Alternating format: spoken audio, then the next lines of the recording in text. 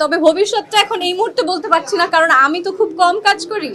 বাজির মধ্য দিয়ে প্রথমবারের মতো ওটিটি প্ল্যাটফর্মে অভিষেক ঘটেছে তাহসানের। এই সিরিজে তাকে একজন ক্রিকেটারের চরিত্রে দেখা যাবে এবং মিথিলাকে সাংবাদিক চরিত্রে দেখা যাবে। তবে তিনি বাস্তব কোনো ক্রিকেটারের চরিত্রে অভিনয় করছেন কিনা তা নিশ্চিত করেননি চরকি। কিন্তু জানা গেছে ক্রিকেটে বাজি ও বাজির প্রভাব ঘিরেই গড়ে উঠেছে বাজির গল্প। বিচ্ছেদের পর এই প্রথমবার এক হলেন তাহসান মিথিলা। এ নিয়ে আলোচনা সমালোচনা ঝড় সামাজিক যোগাযোগ মাধ্যমে।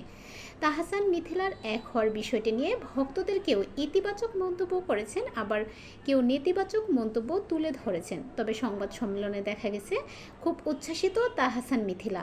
অনেকদিন পর তাহসানের সঙ্গে কাজ করে বেশ উচ্ছ্বাসিত মিথিলা। তিনি বলেন, ক্রিকেট নিয়ে প্রথম একটি ওয়েব সিরিজ হলো তাহসানের প্রথম ওয়েব সিরিজ। চরকির সঙ্গে সম্মিলিত প্রচেষ্টায় একটি ভালো কাজ করেছি। আশা করি আপনাদেরও খুব ভালো লাগবে, কারণ কাজ করতে গিয়ে আমাদের বেশ ভালো লেগেছে।